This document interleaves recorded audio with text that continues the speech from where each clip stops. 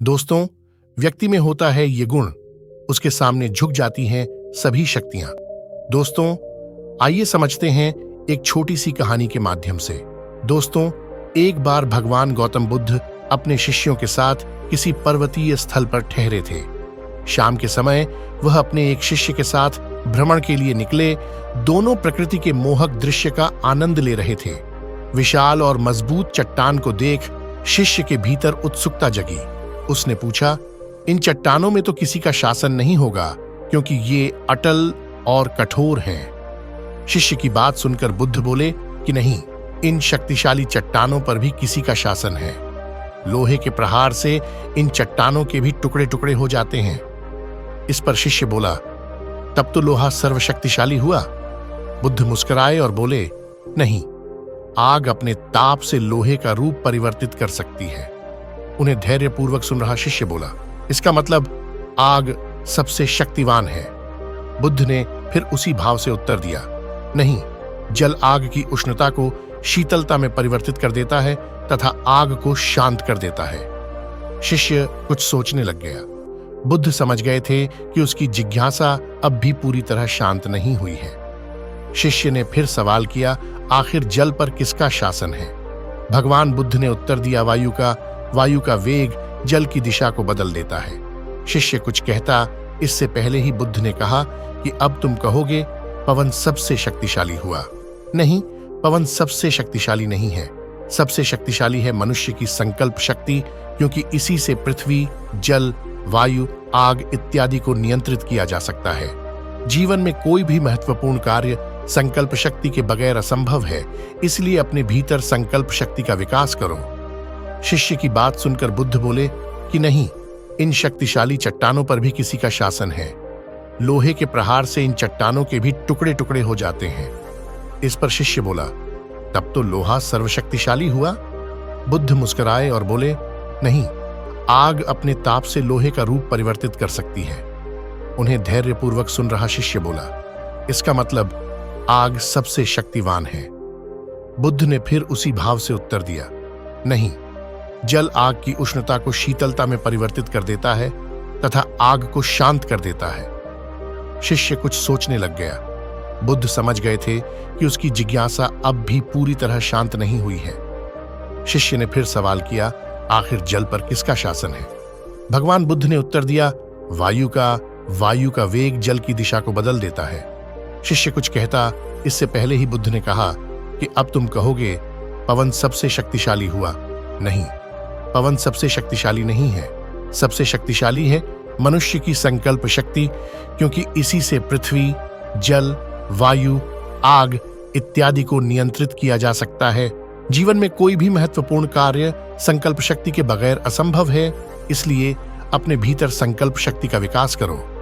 दोस्तों, एक बार सम्राट अकबर ने बीरबल से पूछा, बीरबल, क्या तुम बता सकते हो कि अविद्या क्या है? बीरबल अचानक इस प्रश्न को सुनकर सोच में पड़ गए और फिर कुछ सोचकर जवाब दिया कि महाराज, इस सवाल का जवाब देने के लिए मुझे 4 दिनों की छुट्टियां चाहिए। अकबर ने आश्चर्य से पूछा, 4 दिनों की छुट्टियां क्यों चाहिए? बीरबल ने विनती भरे लहजे में कहा, महाराज, मैं परेशान हो गया हूं। आपके सवालों के जवाब देते देते मेरा दिमाग थक चुका है, इसीलिए मेरे दिमाग को आराम की जरूरत है, और 4 दिन के बाद जब वापस आऊंगा तो आपके जवाब का उत्तर जरूर बताऊंगा कि अविद्या क्या है। अकबर कहा, ठीक है, तुम्हारी छुट्टी मंजूर है। उसके बाद बीरबल घर की ओर चला। तभी रास्ते में वह एक मोची के पास रुका। उन्होंने मोची से कहा, एक जोड़ी शानदार जूते बनवाने हैं, जिसे जो देखे वह देखता ही रह जाए। मोची ने कहा, किस नाप का बनाऊं? बीरबल ने कहा, किसी भी नाप का बना दो या 2 फीट का बना दो, और जूते शानदार होने चाहिए। जो भी इसे देखे तो कहे वाह। मोची से कहा, तुम्हें जितना समय चाहिए तुम ले लो, और उसमें हीरे जवाहरात जड़ेच देता, और उसमें सोने के तार से सिलाई होनी चाहिए। फिर मोची ने पूछा कि जनाब, आप बनवा किसके लिए रहे हैं? तो फिर बीरबल ने गुस्सा होते हुए कहा, ज्यादा सवाल जवाब मत करो, और हाँ, जूते बनाने की बात भूल जाना कि तुमने इसे बनाया है। यही हमारा शर्त है। मोची ने सर हिलाकर उनकी बातों को स्वीकार कर लिया। 3 दिन के कठिन परिश्रम के बाद मोची ने जूते बना दिए और उसे लेकर बीरबल के पास पहुंचा। बीरबल जूते को देखा तो देखता ही रह गया और मोची को मुंह मांगा पैसा दिया और वह शर्त फिर एक बार याद दिला दी।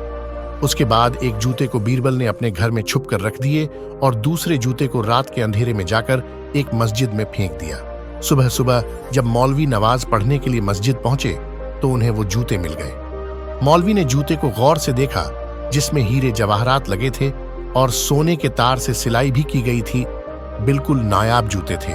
उन्होंने जूते को देखकर अनुमान लगाया कि यह जूता किसी आम इंसान की नहीं हो सकता है। उसे लगा कि ऊपर वाला जरूर इसे मस्जिद में नमाज पढ़ने के लिए आया होगा और जाते समय इसे छोड़ दिया होगा। मौलवी साहब ने इस जूते को उठाया और अपने आंखों से लगाया, मुंह से चूमा और अपने सिर पर लगाया और फिर जितने लोग वहां नमाज पढ़ने के लिए आए हुए थे उन्हें भी मौलवी ने बताया कि यह अल्लाह ताला का जूता मालूम पड़ता है जो यहां आए होंगे और जाते वक्त छोड़ गए होंगे। एक स्वर से सभी ने कहा, आप ठीक कह रहे हैं, ये तो अल्लाह के ही जूते हैं। और सबने बारी बारी से जूते को अपने माथे से लगाया। इसके बाद तो ये बात जंगल में आग की तरह फैल गई और तब ये बात अकबर तक जा पहुंची। और फिर अकबर ने कहा, मुझे भी वह जूते दिखाई जाए। और फिर जूते उनके सामने पेश किए गए। जूते को देखते ही बादशाह अकबर ने कहा, मौलवी सही कह रहे हैं, ये तो किसी इंसान का हो ही नहीं सकता, यह जरूर ऊपर वाले का ही होगा। वे मस्जिद में जरूर पधारे होंगे, उन्होंने नमाज पढ़ी होगी और जाते वक्त छोड़ दिया होगा। उन्होंने भी जूते को चूमा और सर से लगाया। उन्होंने फरमान जारी किया और कहा कि इस नायाब जूते को मस्जिद में पवित्र स्थान पर रख दो और इसकी पूजा भी होनी चाहिए और इसके रखाव का अच्छे से ख्याल रखनी चाहिए। फिर उनके आदेश का पालन किया गया। इस बीच बीरबल 4 दिन की छुट्टी बिताकर दरबार में हाजिर हुआ। उनका चेहरा उतरा हुआ था, वह बहुत उदास दिख रहे थे। अकबर उनसे पूछा, सब ठीक तो है ना? चेहरा से तो ऐसा लग रहा है जैसे किसी अपनों की मौत हो गई हो। बीरबल ने कहा, क्या बताऊं जहां पना हमारे परदादा के जूते थे। घर में चोर आए, एक जूता ले गए और एक छोड़ गए, इसीलिए हम परेशान हैं। वह परदादा के जूते हमारे दिल के इतने करीब थे कि आज तक हमने उसे बेचा नहीं था, उन्हें बहुत संभाल कर रखा था। अकबर ने पूछा, मुझे वह जूते दिखाओ। बीरबल ने साथ लाए जूते को दिखाया। जूते को देखते ही बादशाह अकबर को गुस्सा आया और उन्होंने मस्जिद में पाए गए जूते को मंगवाया और दोनों जूते एक साथ जोड़े बन गए। और तब बादशाह अकबर को इसका एहसास हुआ। तभी बीरबल ने कहा, आपके प्रश्न के उत्तर मिल गया जनाब, यही अविद्या है ना। आपको कुछ पता था और ना ही मौलवी को। सबके सब बस भेड़ चाल में चले जा रहे थे। सब लोग ने देखा और माथे से लगाए जा रहे थे। किसी ने भी सच्चाई का पता नहीं लगाया। इसे ही अविद्या कहा गया है। किसी और की बात को सुनकर उसे ही सच मान लेना कहाँ की समझदारी है।